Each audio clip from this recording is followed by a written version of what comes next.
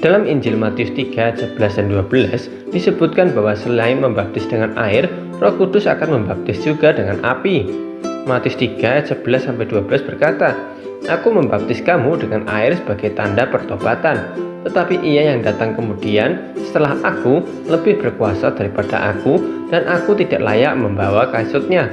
Ia akan membaptiskan kamu dengan Roh Kudus dan dengan api. Alat penampi sudah di tangannya.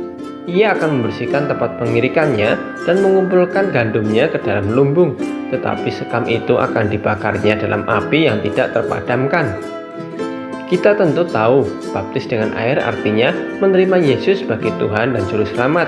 Saat dibaptis, tubuh kita semua ditenggelamkan ke dalam air sebagai tanda bahwa manusia lama kita telah mati sama seperti Yesus yang mati dan dikuburkan. Saat kita kembali ke atas, menandakan bahwa kini kita adalah manusia baru di dalam Kristus, sama seperti Kristus yang mati lalu bangkit pada hari ketiga. Lalu apa maksudnya baptis api? Dalam konteks Matius 3, baptis api yang dimaksud adalah tentang hukuman kekal di hari penghakiman. Ayat ini ditujukan kepada orang-orang yang menolak Yesus sebagai Juru Selamat. Nasib mereka yang menolak Yesus diumpamakan sebagai sekam yang dibakar di dalam api yang tidak terpadamkan, atau murka Allah yang akan datang. Kisah Para Rasul 1 ayat 5 berkata, "Sebab Yohanes membaptis dengan air, tetapi tidak lama lagi kamu akan dibaptis dengan Roh Kudus."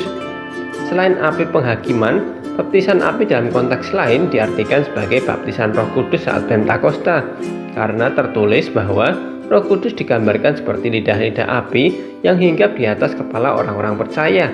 Dan terakhir, baptisan Roh Kudus ditafsirkan sebagai api penderitaan bagi orang-orang yang percaya, seperti api yang membakar berlian supaya murni dan mudah dibentuk.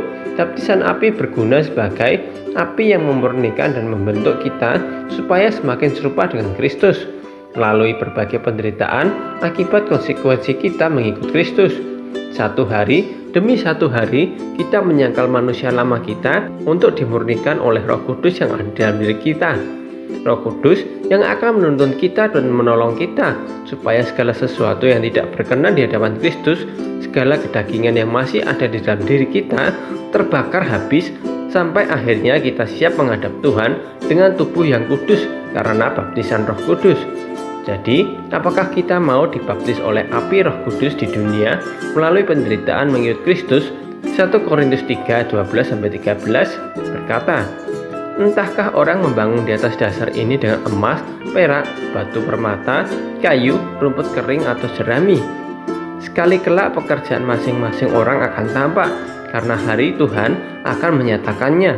Sebab hari itu akan tampak dengan api, dan bagaimana pekerjaan masing-masing orang akan diuji oleh api itu."